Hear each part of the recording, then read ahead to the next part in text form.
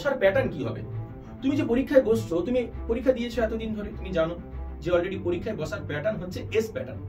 অর্থাৎ তোমার যে বন্ধু হবে সেই বন্ধু কিন্তু অলরেডি তোমার পরের বেঞ্চেই রয়েছে, বাট তোমার পেছনে নয়, তোমার থেকে কিন্তু কোণে রয়েছে, এক কোণে থাকবে। ক্যালকুলেটর কিন্তু থিওরি পরীক্ষায় কোনোভাবে ব্যবহার করা যাবে না, এবং যে ক্যালকুলেটর নিয়ে যাবে সে কিন্তু পরীক্ষা হলে ডিসকোয়ালিফাইড হতে পারে। এবং যদি কোনোভাবে যদি পরীক্ষক দেখে নেয় যে তুমি ক্যালকুলেটরকে ব্যবহার করছো একদম রানিং এক্সামিনেশন কালীন, অর্থাৎ পরীক্ষা চলাকালীন যদি তুমি ক্যালকুলেটর ব্যবহার করছো এবং সেটা পরীক্ষক দেখে নেয়, যিনি ইনভিজিলেটর রয়েছেন, তোমার পরীক্ষা কিন্তু ক্যান্সেল হয়ে যেতে পারে। পরীক্ষার হলে কি কি তুমি নিয়ে যেতে পারবে না? ফোন একদম অ্যালাউ নেই, স্মার্ট ওয়াচ কিন্তু কোনোভাবে ব্যবহার করতে তুমি পারবে না, মোবাইল ফোন তো ইউজ করা যাবেই না, ক্যালকুলেটর তো বলে দিলাম থিওরি পরীক্ষায় ব্যবহার করা যাবে না, কেবলমাত্র প্র্যাকটিক্যাল পরীক্ষায় ব্যবহার করতে পারবে। White ink, correction pen, gel pen এগুলো কিন্তু ব্যবহার করা একদম নিষিদ্ধ। আজকে আমি আলোচনা করব একাদশ এবং দ্বাদশ শ্রেণীর প্রথম এবং তৃতীয় সেমিস্টারের জন্য উচ্চ মধ্যশিক্ষা পর্ষদ এর নির্ধারিত কিছু বাধ্যতামূলক নিয়মাবলী সম্বন্ধে। তোমরা প্রত্যেকেই জানো আমাদের সেমিস্টারের পরীক্ষা চলছে এবং তোমরা অলরেডি বাংলা পরীক্ষা দিয়ে চলে এসছো। আর বলে রাখি, অলরেডি নিয়মাবলী বা এই যে সতর্কতাগুলো এগুলো জানানোর কর্তব্য আমার অনেকদিন আগেই ছিল, কিন্তু আমার নিজের ব্যস্ততার দরুন আমি পারিনি, যার জন্য ইমিডিয়েট অলরেডি পিপিটি তৈরি করে, থাম্বনেল তৈরি করে, এতটা পরিশ্রম করে তোমাদের জন্য করতে হচ্ছে কাজ, রাতের পর রাত খাটছে, এই জন্য প্রচুর পরিমাণে পরিশ্রমও হচ্ছে, কিন্তু কিছু করার নেই, দিতেই হবে যেহেতু কন্টেন্ট, ওই কারণেই কিন্তু হাজার পরিশ্রম হলেও চেষ্টা করে যাচ্ছি। ঠিক আছে, আমার পাশে থাকো প্রত্যেকে, কারণ তোমাদের জন্যই তো এত কিছু করা না। তো সেক্ষেত্রে বুঝতেই পারছো যে আমরা আজকে এটা নিয়ে আলোচনা করতে চলেছি যে উচ্চ মধ্যশিক্ষা পর্ষদ আমাদের জন্য কোন কোন বাধ্যতামূলক নিয়মাবলী নিয়ে এসছে, এবং যেটা কিন্তু সম্পূর্ণভাবে এনটিএ প্রদর্শিত। এনটিএ বলে একটি সংস্থা রয়েছে, ন্যাশনাল টেস্টিং এজেন্সি, যারা কিন্তু জেইই জয়েন্ট এন্ট্রান্স এক্সামিনেশন এবং নিটকে কন্ডাক্ট করে, সর্বভারতীয় এই সমস্ত পরীক্ষাগুলোকে কন্ডাক্ট করে। তো বর্তমানে যে অলরেডি ওএমআর বেসড অপটিক্যাল যে অলরেডি রেকগনিশন সিস্টেমের উপরে কাজ করে যে পরীক্ষাটা নেওয়া হচ্ছে প্রথম এবং তৃতীয় সেমিস্টারের জন্য 11 এবং 12 এর একাদশ এবং দ্বাদশ শ্রেণীর, তো সেই সমস্ত নিয়মগুলো কিন্তু এনটিএ প্রবর্তিত, যেটা কিন্তু এখন ডব্লিউবিসিএইচএসসি বা West Bengal board of council of higher secondary education বা উচ্চ মধ্যশিক্ষা পর্ষদ ফলো আপ করছে। তো আজকে আমরা সেই নিয়মাবলীগুলো সম্বন্ধে ডিটেলিং করব, ঠিক আছে? তাই একদম ভিডিওর প্রথম থেকে শেষ অবধি থাকবে, আশা করি তুমি সবটাই ভালোভাবে বুঝতে পারবে, যাতে তোমার কোনো অসুবিধা না হয় পরীক্ষার হলে। ঠিক আছে, চলো জানবো আমরা আজকের সমস্ত নিয়মাবলী সম্বন্ধে একদম খুঁটিনাটি পাবে। দেখো, পরীক্ষার অলরেডি যেটা ডব্লিউবিসিএইচএসসি কন্ট্রোল করছে বা উচ্চ মধ্যশিক্ষা পর্ষদ কন্ট্রোল করছে, তার একদম যেগুলো খুবই গুরুত্বপূর্ণ বার্তা, যেগুলো তোমাকে জানতেই হবে, নাহলে কিন্তু তোমার পরীক্ষা যতই ভালো দাও না কেন, তোমার ওএমআর কিন্তু ক্যান্সেল হয়ে যেতে পারে, অর্থাৎ তোমার ওএমআর দেখাই হবে না। যেহেতু এই পরীক্ষাগুলো পুরো কম্পিউটার বেসড পরীক্ষা, খাতা দেখা হয়, ওএমআর গুলো কিন্তু স্যারেরা দেখেন না, কম্পিউটার প্রোগ্রামিং করেই দেখা হয়, সিবিটি সিস্টেমে একদম কম্পিউটার বেসড দেখা হয়। তো সেজন্যই কিন্তু তোমাকে কোনোভাবেই কোনো ভুল রাখা চলবে না তোমার ওএমআরে, ঠিক আছে? আর সেগুলো আমি ডিটেলিং করে দিচ্ছি, মন দিয়ে দেখবে। দেখো, ক্লাস 11 যারা, তারা কিন্তু তোমরা নিজেরাই তোমাদের নিজেদের স্কুল, তোমাদের যে অলরেডি তোমরা যে স্কুলে পড়াশোনা করছো সেই স্কুলেই তোমরা পরীক্ষা দাও, এবং এটা তোমরা জানোই ভালো করে যে ক্লাস 12 যারা এখন দিচ্ছ বা যারা দিবে সামনের দিনে পরবর্তী বছর, যে সমস্ত একাদশ টু দ্বাদশে উঠবে যারা, তারা কিন্তু পর্ষদ নির্ধারিত কেন্দ্রে গিয়ে কিন্তু তাদেরকে পরীক্ষা দিতে হবে, অর্থাৎ তারা কিন্তু নিজ স্কুলে পরীক্ষা দিতে পারবে না, যেহেতু বোর্ড পরীক্ষা। আর এক্ষেত্রে কিন্তু আমরা জানি যে পরীক্ষা নির্ধারিত টাইম হচ্ছে সকাল 10টা থেকে 11টা 15 অবধি, অর্থাৎ 1 ঘন্টা 15 মিনিট তোমাকে পরীক্ষা দিতে হবে। সেটা কিন্তু কেবলমাত্র যারা মূল বিষয়ে পড়াশোনা করছে, অর্থাৎ জেনারেল বিষয় নিয়ে পড়াশোনা করছে, যেমন math, physics, chemistry, biology, Bengali, English, ঠিক আছে, নিউট্রিশন, সংস্কৃত, হিস্ট্রি, পলিটিক্যাল সায়েন্স ইত্যাদি ইত্যাদি, এই সমস্ত মূল বিষয় নিয়ে যারা পড়াশোনা করছে তাদেরকে কিন্তু 1 ঘন্টা 15 মিনিট সময়সীমা পরীক্ষা দিতে হবে তাদেরকে, 10টা থেকে 11টা 15 অবধি। আর যারা ভোকেশনাল নিয়ে পড়াশোনা করছো তাদের জন্য একটা বার্তা, তারাও জানো যে তাদের জন্য সময়সীমা হচ্ছে মাত্র 45 মিনিট, তারা 45 মিনিটসের জন্য পরীক্ষা দেয়, এবং এই 10টা থেকে 10টা 45 মধ্যে কিন্তু তাদেরকে পরীক্ষা কমপ্লিট করতে হয়, ঠিক আছে? আর আমাদের এই পরীক্ষার যেটা সব থেকে চমকপ্রদ এবং খুবই ইন্টারেস্টিং একটা বিষয়, সেখানে ক্যালকুলেটরের ব্যবহার কিন্তু একদমই চলবে না, অর্থাৎ ক্যালকুলেটর কিন্তু ব্যবহারের বিন্দুমাত্র কোনো অনুমোদন দেয়নি পর্ষদ। পর্ষদ কিন্তু থিওরি পরীক্ষার জন্য ক্যালকুলেটরের ব্যবহার কিন্তু নিষিদ্ধ ঘোষণা করেছে।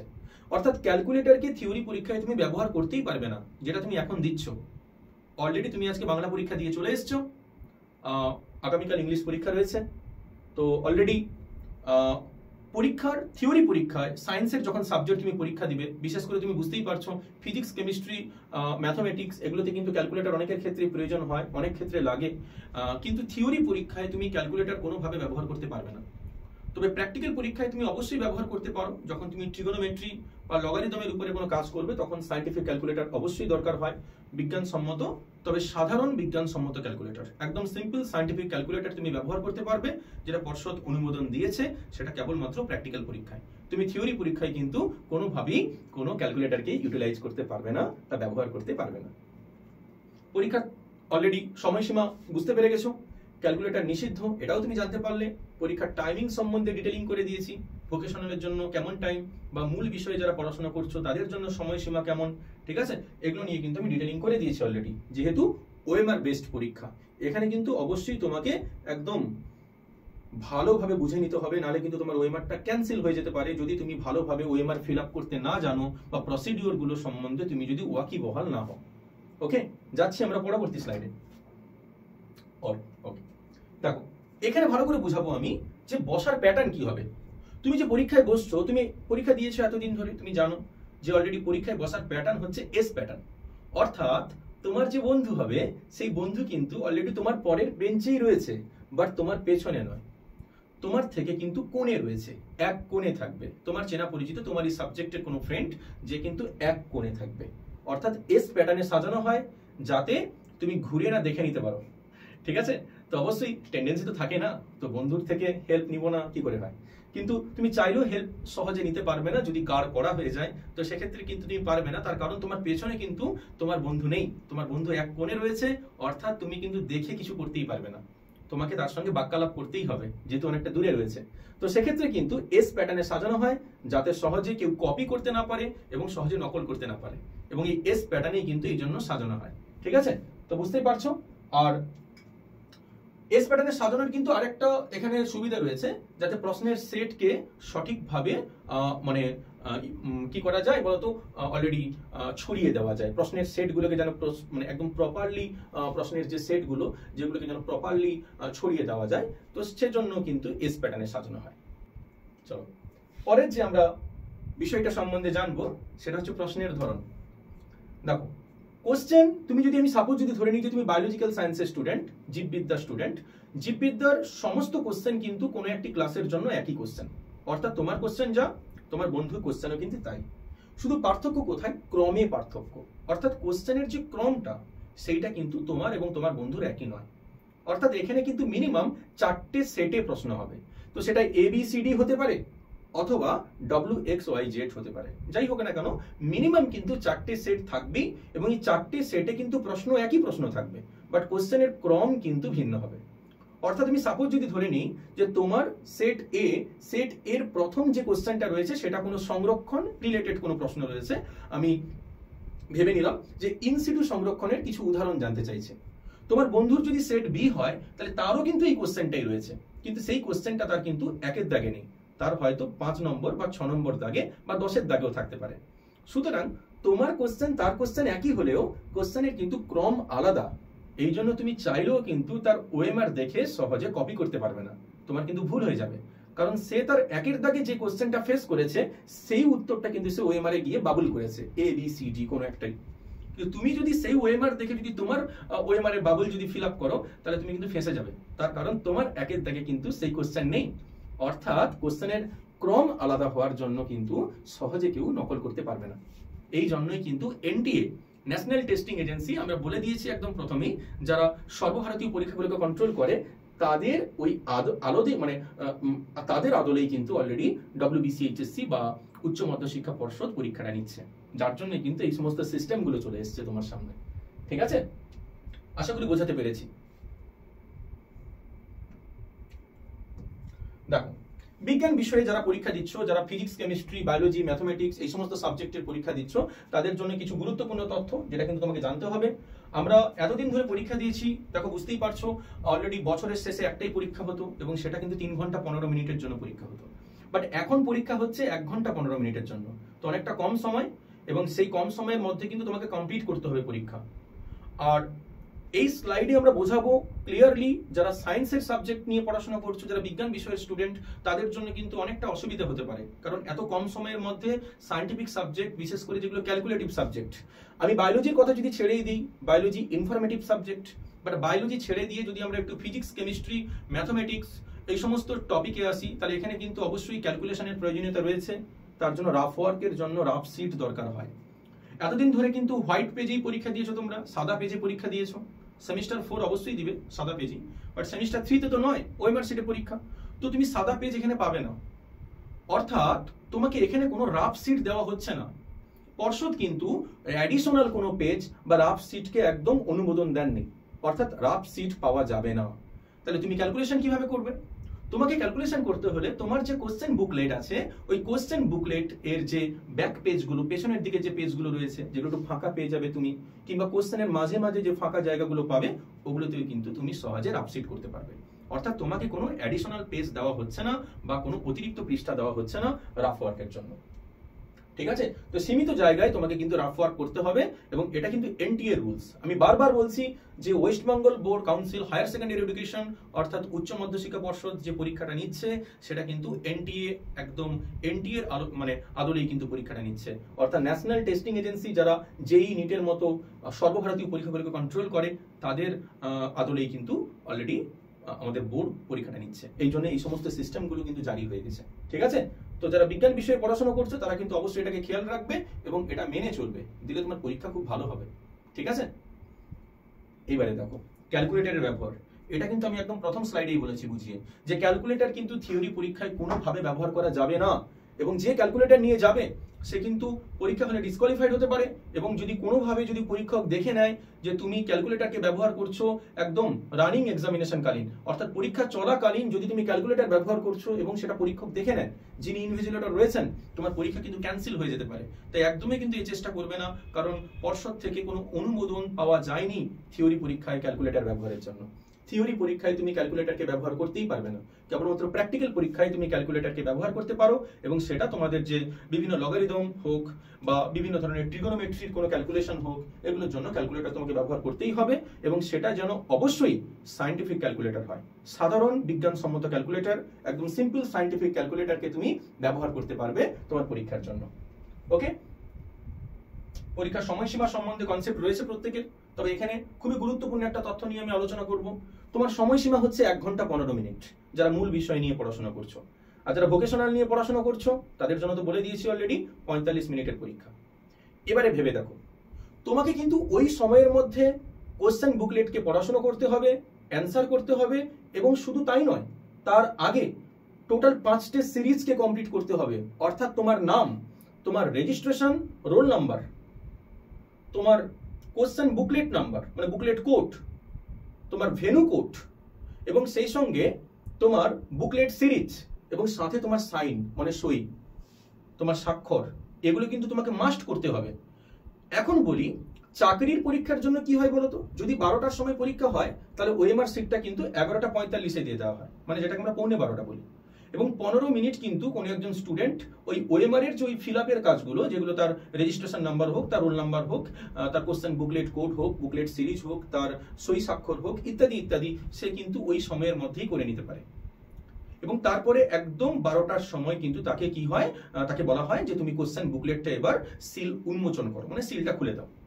অর্থাৎ 11:15টায় কিন্তু সে কোশ্চেন বুকলেট পেলেও কোশ্চেনের সিল কিন্তু সে ওপেন করতে পারবে না, কেবলমাত্র সে ওএমআর এর উপরেই কাজ করতে পারবে।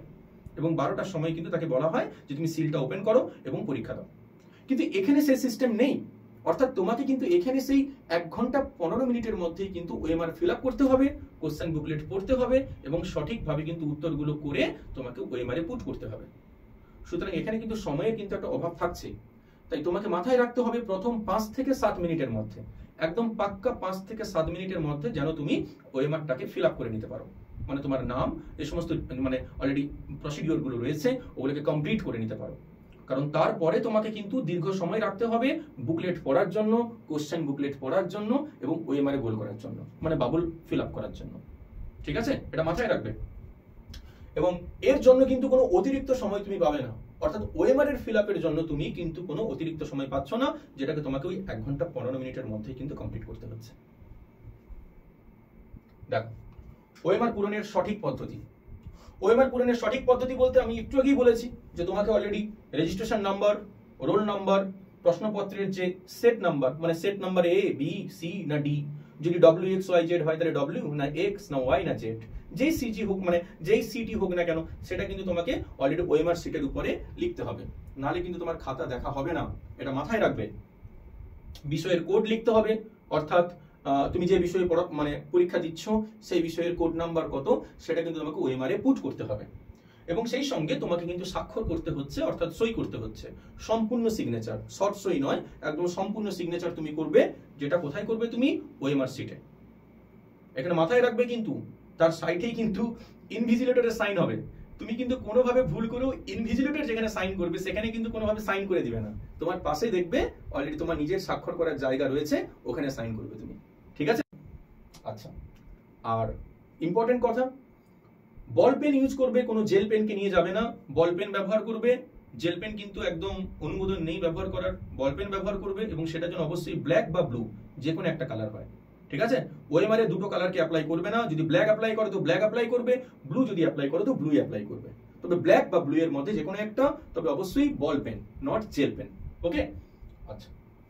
আর একটা গুরুত্বপূর্ণ কথা জানিয়ে রাখি, যদি কোনোভাবে তুমি ভুলভাবে ওএমআর কে ফিল আপ করো, অর্থাৎ তুমি জানো যে এর দাগের অ্যান্সারটা হবে কিন্তু ভুলে বি এর দাগে হয়ে গেছে, সেখানে কিন্তু আর কিছু করার নেই, তুমি কোনোভাবে কিন্তু সেখানে হোয়াইট ইঙ্ক বা কারেকশন পেন ব্যবহার করতে যাবে না, তাতে তোমার কিন্তু ওএমআর সিট ক্যান্সেল হয়ে যেতে পারে, অর্থাৎ তোমার এত কষ্ট করে পরীক্ষা যেটা কিন্তু সম্পূর্ণভাবে ক্যান্সেল হতে পারে। তুমি যিনারা অলরেডি পরিদর্শক রয়েছেন তেনাদেরকে জানাবে, তারপরে ওনারা যদি কোনো গাইড দিতে পারেন তো ঠিক আছে, না হলে কিন্তু সেই প্রশ্নের তুমি কোনো নাম্বার পাবে না। বৃথাভাবে কোনো স্কেল দিয়ে ওখানে কোনোভাবে ঘষা দিবে না, যাতে ওই যে কালো করে দিয়েছো, তুমি চালাকি করতে গেলে কি হবে না, তুমি যে কালো করে দিয়েছো যে জায়গাটা, সেটাকে তোলার জন্য তুমি স্কেল দিয়ে যদি ঘষতে থাকো, বা সেখানে যদি হোয়াইটনার ব্যবহার করো, হোয়াইট ইঙ্ক ব্যবহার করো, কারেকশন পেনকে ব্যবহার করো, তাহলে কিন্তু তোমার ওএমআর ক্যান্সেল হতে পারে, ডিসকোয়ালিফাই হয়ে যেতে পারো। তো এটা কিন্তু অবশ্যই সিরিয়াসলি দেখবে, এ কাজ একদম করতে যাবে না। ঠিক আছে, তো এর জন্য প্রসিডিওর কি, কখনোই কোশ্চেন বুকলেট পড়ার সাথে সাথে ওএমআর ফিল আপ করতে যাবে না, আগে কোশ্চেন বুকলেটকে পুরো পড়ে নিবে, তুমি যে সমস্ত কোশ্চেনের অ্যান্সারগুলো একদম সিওর শর্ট, যে তুমি জানো যে এটা আমি যেটা জানি এটাই একদম সিওর, ওই সমস্ত সিওর কোশ্চেনের যে উত্তরগুলো, ওই উত্তরগুলোকে তুমি প্রথমে পুট করবে ওএমআর এ। যে আমি একটা কোশ্চেন পড়ে নিলাম, সঙ্গে সঙ্গে ওই কোশ্চেনের উত্তরটা আমি ওএমআর এ করে ফেলি, গোল করে ফেলি, এ কাজ একদম করতে যাবে না। আগে কোশ্চেনকে ভালো করে পড়বে, যতগুলো কোশ্চেন দিয়েছে সমস্ত কোশ্চেনকে একদম পড়াশোনা করবে ভালো করে, আইদার 35টা কোশ্চেন থাকবে, না হলে 40টা কোশ্চেন থাকবে আর্টসের সাবজেক্টের ক্ষেত্রে, এবং ম্যাথমেটিক্সের ক্ষেত্রে অবশ্য 40টা কোশ্চেন থাকে, বাকি ফিজিক্স, কেমিস্ট্রি, বায়োলজি এগুলো প্রত্যেকটার ক্ষেত্রে কিন্তু 35টা করেই কোশ্চেন থাকে। তো সেই 35টা কোশ্চেনকে পড়তে এমন আহামরি বিরাট টাইম লাগবে না, তাই আগে ভালো করে কোশ্চেনকে পড়াশোনা করবে, কোশ্চেনকে পড়ে তার সঠিক অ্যান্সারটা ভালো করে আগে জেনে নিও, এবং সেটাকে সিওর হয়ে গিয়ে কিন্তু তারপরে তুমি ওএমআর ফিল আপ করতে এসো, নাহলে কিন্তু বিপদ হতে পারে। ঠিক আছে, আচ্ছা। সময় বাঁচানোর জন্য কিছু কৌশল তুমি অবলম্বন করতে পারো, যে যেমন ধরো তুমি নিজেও জানো যে ওএমআর ফিল আপ করার জন্য যেহেতু তুমি কোনো ফাঁকা টাইম পাচ্ছ না, ওই 1 ঘন্টা 15 মিনিটের মধ্যেই তোমাকে ওএমআর ফিল আপ করতে হচ্ছে, এবং সেই সঙ্গে তোমাকে পরীক্ষার জন্য মানে কোশ্চেন বুকলেট পড়ে কোশ্চেনের উত্তরগুলোকেও কিন্তু বাবুল ফিল আপ করতে হচ্ছে ওএমআর। তো ওই জন্য তোমাকে কিন্তু মাথায় রাখতে হবে প্রথম 5 থেকে 7 মিনিটের মধ্যে যেন তুমি অবশ্যই ওএমআর এর ওই 5টা সিরিজকে কমপ্লিটলি ফিল আপ করে দিতে পারো, অর্থাৎ তোমার নাম, registration number, roll number, question booklet code, ঠিক আছে, বুকলেট সিরিজ, এবং সেই সঙ্গে তোমার স্বাক্ষর, এগুলো যেন ওই 5 থেকে 7 মিনিটের মধ্যে তুমি কভার করে দিতে পারো। তারপরে কিন্তু তুমি ওই এনাফ টাইম তোমাকে রাখতে হবে কোশ্চেন বুকলেট পড়ার জন্য এবং সেই সঙ্গে ওএমআর কে ফিল আপ করার জন্য, এটা মাথায় রেখে কিন্তু কাজ করবে। ঠিক আছে, আর বায়োলজিক্যাল সায়েন্সের ক্ষেত্রে কি হয় না, বায়োলজিক্যাল সায়েন্সের ক্ষেত্রে তুমি যে উত্তরটা যদি জেনে থাকো তাহলে ঠিক আছে, আদারওয়াইজ এখানে কিন্তু ক্যালকুলেশনের কোনো বিরাট ম্যাটার থাকে না, বিশেষ করে জেনেটিক্স, বংশগতিবিদ্যা যেটাকে আমরা বলি, ওই সমস্ত ধরনের অধ্যায়গুলো ছাড়া বাকি অধ্যায়গুলোতে কিন্তু কোনো ক্যালকুলেশনের কিছু নেই, অর্থাৎ তুমি কিন্তু যদি অ্যান্সার জেনে থাকো তাহলে ঠিক আছে, আর যদি না জেনে থাকো তাহলে কিন্তু সেখানে কোশ্চেনের উত্তরটা করা কিন্তু একটু ডিফিকাল্ট হয়ে যায়। বাট ম্যাথমেটিক্স কেমিস্ট্রি, ফিজিক্স এই সমস্ত সাবজেক্ট কিন্তু ক্যালকুলেটিভ সাবজেক্ট, অর্থাৎ সেখানে রাফ ওয়ার্ক করতেই হবে, সাধারণত করতে হয়, তোমরা জানো অবশ্যই ভালোভাবে। তো সেক্ষেত্রে কিন্তু অনেকটা টাইম লেগে যায় কোশ্চেনে। কোনো কোশ্চেন যদি একটু অধিক সময় লেগে যায় তাতে কিন্তু আর বেশি সময় দিও না, অর্থাৎ কোনো কোশ্চেনে কিন্তু অধিক পরিমাণ সময় ব্যয় করবে না, কারণ অধিক সময় যদি তুমি কোনো কোশ্চেনে ব্যয় করে দাও তাহলে পরের কোশ্চেনগুলো পড়ার সময় কিন্তু তোমার কাছে থাকছে না। সুতরাং একটা কোশ্চেনের পিছনে দীর্ঘ সময় পড়ে থাকবে না, তাতে তোমার ক্ষতি হতে পারে। তাই কোশ্চেনের পিছু একটা নির্দিষ্ট টাইম রয়েছে, যে টাইমটা অনুযায়ী কিন্তু তুমি কোশ্চেনগুলোকে পড়ো এবং অ্যান্সার করার চেষ্টা করো। যে কোশ্চেন বেশি টাইম লেগে যাচ্ছে বলে মনে হচ্ছে তার পেছনে পড়ে থাকো না, পরবর্তী প্রশ্নে যাও এবং সেটাকে একটু মার্ক করে দিয়ে যাও যে এই কোশ্চেনটা আমাকে দ্বিতীয়বার চেষ্টা করতে হবে। যখন বাকিগুলো হয়ে যাবে তখন তুমি পুনরায় আবার ওই কোশ্চেনে আসবে, কারণ সময়টা কিন্তু খুবই কম, মাত্র 1 ঘন্টা 15 মিনিট, তার মধ্যে তোমাকে সবটাই করতে হচ্ছে, এটা মাথায় রাখবে। আচ্ছা, আর হোয়াইটিং তো ব্যবহার করা যাবে না, আমি এগুলো বুঝিয়ে দিয়েছি অলরেডি। চলো, পরীক্ষার হলে কি কি তুমি নিয়ে যেতে পারবে না। ফোন একদম অ্যালাউ নেই, অর্থাৎ তুমি মোবাইল ফোন তো নিয়ে যেতে পারছোই না। স্মার্ট ওয়াচ কোনোভাবে অ্যালাউ হবে না। তুমি ঘড়ি নিয়ে যেতে পারো, এমনি জাস্ট অ্যানালগ, মানে এমনি অ্যানালগ যে সমস্ত ঘড়িগুলো হয় ওগুলো তুমি ব্যবহার করতে পারো, বা সাধারণ যে সমস্ত ঘড়িগুলো আমরা ব্যবহার করি ওগুলো তুমি ব্যবহার করতে পারো, বাট স্মার্ট ওয়াচ কিন্তু কোনোভাবে ব্যবহার করতে তুমি পারবে না। মোবাইল ফোন তো ইউজ করা যাবেই না। ক্যালকুলেটর তো বলে দিলাম, থিওরি পরীক্ষায় ব্যবহার করা যাবে না, কেবলমাত্র প্র্যাকটিক্যাল পরীক্ষায় ব্যবহার করতে পারবে। White ink, correction pen, gel pen এগুলো কিন্তু ব্যবহার করা একদম নিষিদ্ধ। কোনো কাগজ, লেখা খাতা এগুলো কোনোভাবেই যেন না থাকে কাছে, এবং পরীক্ষা চলাকালীন যদি এগুলো ধরা পড়ে তাহলে কিন্তু তোমার পরীক্ষা ক্যান্সেল হতে পারে, তোমাকে কিন্তু রাস্টিকেট করে দিতে পারে যিনি রয়েছেন ইনভিজিলেটর, তোমার ওএমআর কিন্তু ক্যান্সেল হয়ে যেতে পারে। এই জন্য অবশ্যই মাথায় রাখবে এই বিষয়গুলোকে।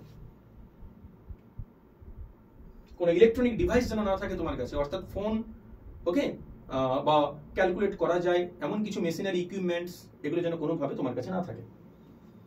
আর যদি কোনো সন্দেহ হয়, তোমার কোনো সংশয় যদি থাকে, তাহলে যিনি ইনভিজিলেটর রয়েছে ওনার সঙ্গে কথা বলবে, যিনি পরীক্ষা পরিচালন করছেন পরিদর্শক ওনার সঙ্গে কথা বলবে, ঠিক আছে। ওএমআর সিট নিয়ে যদি কোনো প্রবলেম থাকে সেক্ষেত্রে তুমি জানাতে পারো, কিন্তু কখনোই হতচকিতভাবে নিজে সিদ্ধান্ত নিবে না। যদি কোনো জায়গায় বুঝতে অসুবিধা হয় যে আমি এটা ফিল আপ করতে পারছি না, মনে হচ্ছে আমি এটা বুঝতে পারছি না, তাহলে নিজের থেকে করার চেষ্টা করবে না, বারবার স্যারকে জিজ্ঞেস করবে, স্যারই তোমাকে উপায় বলে দিবেন, যিনি ইনভিজিলেটর রয়েছেন, যিনি পরীক্ষাকে পরিচালন করছেন, ঠিক আছে। আচ্ছা, আর একটা গুরুত্বপূর্ণ কথা বলে দিব, অনুমান করে কোনো উত্তর করতে যাবে না। যেটা তুমি জানো না সেটার জন্য তুমি একটু পরে চিন্তা ভাবনা করে করবে, কিন্তু সঙ্গে সঙ্গে আমি এটা জানি না আমি এটা অনুমান করে ওএমআর শিটে বসিয়ে দিব এমনটা করবে না। আগে যেগুলো জানো সেগুলোকে কমপ্লিট করবে, তারপরে যখন ব্যাকে আসবে পুনরায় সময় নিয়ে, তখন পুনরায় তুমি ওটাকে চিন্তা ভাবনা করবে, দিয়ে অ্যান্সার করবে, ঠিক আছে। আর একদম শেষে তোমাদের জন্য কিছু গুরুত্বপূর্ণ টিপস, যে টিপসগুলো আগেও বলেছি, আবার একবার রিকল করাচ্ছি। পরীক্ষা শুরু হচ্ছে তোমাদের একদম সকাল 10টায়, কিন্তু তোমাদের রিপোর্টিং টাইম হচ্ছে কিন্তু সকাল 9টা থেকে 9টা 15, অর্থাৎ সকাল 9টা থেকে 9টা 15-র মধ্যে তোমাকে পরীক্ষা কেন্দ্রে পৌঁছাতে হচ্ছে। আর 9টা 30-এর মধ্যেই কিন্তু তোমাকে পরীক্ষার হলে ঢুকতে হবে, মানে তোমার যে রুম যেখানে তুমি পরীক্ষা দিচ্ছ সেখানে ঢুকতে হবে। কেন বললাম বলো তো, বাংলা ইংরেজির পরে কিন্তু তোমার বারবার কিন্তু রুম চেঞ্জ হতে পারে, তোমার কিন্তু সিট চেঞ্জ হতে পারে, তো সেক্ষেত্রে কিন্তু একটা খোঁজার জায়গা থাকে, তাই তোমাকে সেই টাইমটা কিন্তু রাখতেই হবে। এই জন্য পরীক্ষা হলে কিন্তু তুমি অলরেডি 1 ঘন্টা আগে প্রবেশ করে যাবে, মানে প্রায় পরীক্ষা কেন্দ্রটাই আর কি 1 ঘন্টা আগে ঢুকবে। 10টায় পরীক্ষা, তো তোমার রিপোর্টিং টাইম আমি ধরে নিলাম 9টা থেকে 9টা 15, তো 9টা থেকে 9টা 15-র মধ্যে অবশ্যই কিন্তু তুমি কেন্দ্রে উপস্থিত হবে, ঠিক আছে। আর নিজের কলম ব্যবহার করবে, নিজের কলম সাথে তুমি একটা অতিরিক্ত কলম রাখতে পারো, ঠিক আছে। আর ওএমআর শিটকে কিন্তু কোনোভাবে তুমি ছিঁড়বে না, ভাঁজ করতে যাবে না, তাতে কিন্তু কম্পিউটারাইজড যেহেতু হবে, কম্পিউটার কিন্তু অনেক সময় নাও নিতে পারে, তো সেজন্য কিন্তু কোনোভাবেই কোনো ভাঁজ করবে না ওএমআরকে, বা ওএমআরকে কোনোভাবে ছিঁড়বে না, এই দিকে কিন্তু খেয়াল রাখতে হবে তোমাকে, ঠিক আছে। নিজের রোল, রেজিস্ট্রেশন নাম্বার এগুলো যখন লিখবে তখন অবশ্যই কিন্তু মন দিয়ে লিখবে, যেন কোনোভাবে কোনো ভুল না হয়। ওইখানে যদি কোনো ভুল হয়ে যায় তাহলে পরীক্ষা কিন্তু ক্যান্সেল হয়ে যাবে। ওই জন্য বারবার বলছি, ওই 5 থেকে 7 মিনিট অথবা যদি 10 মিনিটও লাগে, 10টা মিনিট কিন্তু ওই 5টা সিরিজকে ভালো করে ফিল আপ করার পেছনে একদম নিজেকে ওয়াকিবহাল করাবে, অর্থাৎ নিজের নাম, নিজের roll number, registration number, booklet code, booklet series, নিজের স্বাক্ষর, দরকার পড়লে যদি ভেনু কোড থাকে ভেনু কোড, এগুলো কিন্তু তোমাকে দিতেই হচ্ছে। এবং এগুলো কিন্তু খুব সাবধানতার সহিত, দ্রুততার সহিত অবশ্য, তবে সাবধানতার সহিত কিন্তু তোমাকে কমপ্লিট করতে হবে, এগুলোতে যদি কোনো ভুল হয়ে যায় তাহলে পরীক্ষা কিন্তু ক্যান্সেল হওয়ার চান্স থাকছে, এটা মাথায় রাখবে। আর সময় দেখার জন্য তো অবশ্যই তোমাকে বললাম যে অ্যানালগ যে সমস্ত ঘড়িগুলো রয়েছে ওগুলো ব্যবহার করবে, কোনো স্মার্ট ওয়াচ কোনোভাবেই কিন্তু ব্যবহার করা চলবে না, স্মার্ট ওয়াচ কিন্তু তুমি ব্যবহার করতে পারবে না, ঠিক আছে? আশা করি বোঝাতে পেরেছি। বুঝতে পারলে সবটা ক্লিয়ারলি, ভালোভাবে পরীক্ষা দাও প্রত্যেকের প্রতি আমার অভিনন্দন থাকলো, অবশ্যই প্রত্যেকের প্রতি আমার আশীর্বাদ থাকলো যাতে তোমরা প্রত্যেকে ভালোভাবে পরীক্ষা দিয়ে আসতে পারো। এবং অবশ্যই আমাদের চ্যানেলে কমেন্ট করে জানাবে, আমরা প্রত্যেকদিন পোল দিব, ভোট করাবো, তোমাদের পরীক্ষা কেমন হচ্ছে জানবো। যেমন আজকে আমি জেনেছি যে অধিকাংশ জনের বাংলা পরীক্ষা ভালো হয়েছে, তো সেক্ষেত্রে আমি আবার পুনরায় কালকে আবার ভোট করাবো এবং জানবো তোমাদের পরীক্ষাগুলো কেমন হচ্ছে। অবশ্যই চ্যানেলের সাথে থাকবে, সাবস্ক্রাইব করবে চ্যানেলকে, প্রচুর পরিমাণে শেয়ার করো যাতে প্রত্যেকে জানতে পারে যে তাদের জন্য কি কি করণীয়। অবশ্যই চ্যানেলের সাথে থাকবে। আজকে এটুকুই, দেখা হচ্ছে আগামী ভিডিওতে। ধন্যবাদ।